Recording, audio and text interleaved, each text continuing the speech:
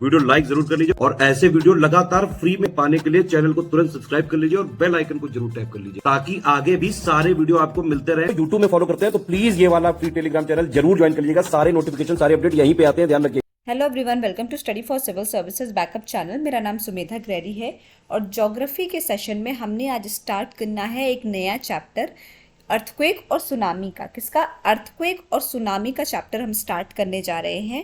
तो अर्थक्वेक क्या होता है? ठीक है, earthquake क्या है? It is a sudden vibration on the surface of the earth that is caused by the elasticity or the isostatic adjustment due to the resilience or topography of rocks in the geology। अब earthquake क्या होता है?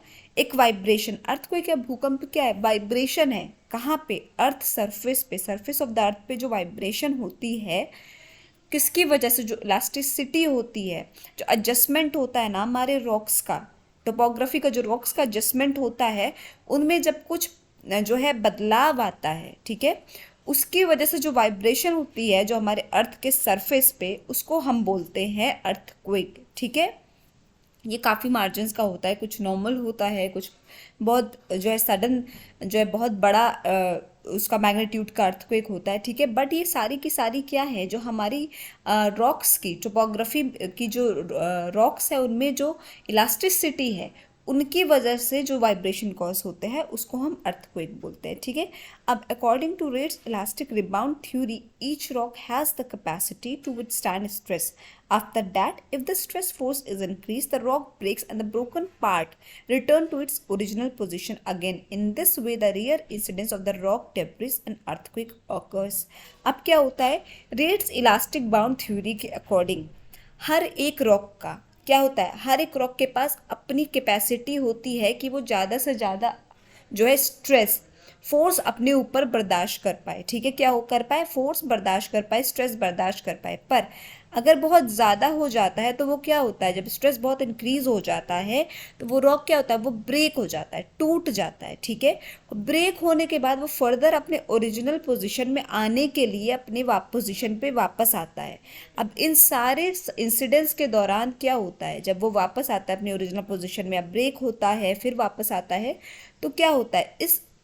इस position, इस time जो है, इस पूरे सिनारियो के टाइम क्या होता है? वाइब्रेशंस होती हैं, उन्हीं को हम क्या बोलते हैं? रॉक डेब्रिस या अर्थक्वेक। ठीक है, इसी जो है पूरे सिनारियो को हम क्या बोलते हैं? अर्थक्वेक बोलते हैं। ठीक है, अब अर्थक्वेक भी कई कारणों से होते हैं। कुछ तो आपके आर्टिफिशियल होते हैं, हम मैन मेड बोलेंगे, कुछ नेचुरल होते हैं। अब आर्टिफिशियल या मैन मेड अर्थक्वेक किसके रिजल्ट हैं? Are the result of non scientific human activities. In this reference, जैसे कि बहुत बड़े बड़े कंस्ट्रक्शंस होते हैं, अब हम लोग पहाड़ों को तोड़कर भी रास्ता बनाने लगे हैं, या फिर टनल्स में रास्ता बनता है, तो ये सारी चीज़ें क्या है? प्रकृति के साथ एक तरीके से छेड़छाड़ी तो हो रही है।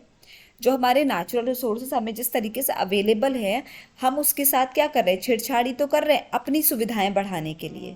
ठीक, तो उसमें क्या होता है? जो ढांचा है एक पूरे हमारी जो है सोसाइटी का, या हमारे हम कहेंगे पृथ्वी का जो ढांचा है, उसमें थोड़ी ना कहीं क्या होती है? दिक्कत आती ही आती है। जो ओरिजिनल, जब हम नींव ही हिलाते हैं, कभी हमें अंडरग्राउंड खुदाई करनी है या पहाड़ों को काटना है, तो क्या होगा? आपको उस जगह का, उस जियोलॉजिकल इफेक्ट जो है उस एरिया पे पड़ता ही पड़ता है। ठीक है, उसकी वजह से क्या हो गया? जो वहाँ के रॉक्स है, वहाँ का जो टोपोग्राफी है, उस पर इफेक्ट आता है, और वो क्या रिजल्ट करती है? वो क्या होती है? अर्थक्वेक का रिजल्ट करती है, लैंडस्लाइड का रिजल्ट करती है। ठीक है, तो क्या हो गया? ये सारे कारण क्या है? ये हमारे मैनमेड अर्थक्वेक है या फिर आर्टिफिशियल अर्थक्वेक है, ये अपने आप से नहीं आए हैं, ये हमारे ह्यूमन की एक्टिविटीज़ की वजह से जो अर्थक्वेक आता है उसको हम बोलते हैं आर्टिफिशियल या मैनमेड अर्थक्वेक। ठीक है, the atomic test also responsible for earthquake. अब जो एटॉमिक टेस्ट होता है, ठीक है, वो सब वो क्या है? वो भी बहुत एक तरीके से बहुत एनर्जी कंज्यूम करता है, बहुत ज़्यादा उसमें क्या होती है? वेव्स निकलती हैं, बहुत उसमें टोपोग्राफी पे जियोलॉजिकली वो बहुत इफेक्ट करता है पूरे उसको एरिया को। तो वो भी वन ऑफ द कारण है। क्या कारण है हमारे अर्थक्वेक के आने का?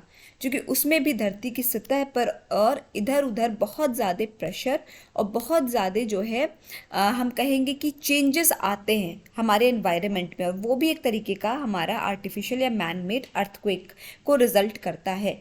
ठीक है, फिर आ जाता है the amount of radon gas in the atmosphere increases before an earthquake occurs, therefore the increase the amount of this gas is the indication of earthquake in that particular region. अब ये लाइन महा important है। ठीक है, कई बार क्या पूछ लिया जाएगा कि अर्थक्वेक आने से पहले कौन सी ऐसी गैस है जिसका एटमॉस्फेयर में जो परसेंटेज है वो बढ़ जाता है या अमाउंट बढ़ जाता है, तो रेडॉन गैस का बढ़ जाता है। अतः ये क्या इंडिकेट करती है, कहीं भी अगर किसी भी सिनारियो में अगर एटमॉस्फेयर में रेडॉन गैस की मात्रा बढ़ जाए तो वो इंडिकेट करती है कि वहाँ पे अर्थक्वेक आने वाला है। ठीक है, उस पर्टिकुलर रीजन में अर्थक्वेक आने वाला है। ठीक, the place where seismic waves originate is called focus and where the first earthquake waves are experience is called epicentre. अब ऐसा प्लेस जहाँ पे सेस्मिक वेव्स ओरिजिनेट होती हैं, सेस्मिक वेव्स क्या हो गई, भूकंपीय तरंगे। ठीक, वो ओरिजिनेट जहाँ पे भूकंपीय तरंगे क्या है, कोई भी अर्थक्वेक आया, ठीक है, तो क्या हो गया, एक पर्टिकुलर वो एनर्जी हम कहेंगे, एक पर्टिकुलर एनर्जी क्या होती है, मूव होने लगती है, वेव्स के रूप में मूव होने लगती है, हमें दिखती तो नहीं पर मूव होती है। ठीक, उस एनर्जी को या उस वेव को क्या बोलते हैं, सेस्मिक वेव या भूकंपीय तरंगे। वो तरंगे मूव होने लगती हैं। ठीक, और वो कहाँ से ओरिजिनेट होते हैं, वो जिस जगह से ओरिजिनेट होते हैं उसको हम फोकस बोलते हैं। और जहाँ पे पहली अर्थक्वेक वेव आती है, एक्सपीरियंस की जाती है, उस जगह को हम एपी सेंटर बोलते हैं। वेरी वेरी इंपॉर्टेंट टर्म है ये दोनों के दोनों। फोकस क्या है, जहाँ पे आपकी सेस्मिक वेव ओरिजिनेट हुई और जहाँ पे आपकी पहली अर्थक्वेक वेव एक्सपीरियंस होती है उसको क्या बोलते हैं, एपी सेंटर बोलते हैं। ठीक है, तो आज हमने अर्थक्वेक को डिटेल में पढ़ा है। ठीक है, आगे चल के हम सुनामी को भी डिस्कस करेंगे। आई होप आपको सेशन समझ में आया होगा। कोई भी डाउट हो तो प्लीज़ कमेंट सेक्शन में कमेंट करके ज़रूर बताइएगा। और अभी तक अगर आपने चैनल को लाइक शेयर सब्सक्राइब नहीं किया है तो प्लीज़ कीजिए, बेल बटन को प्रेस करना ना भूलिए। Thank you so much for watching.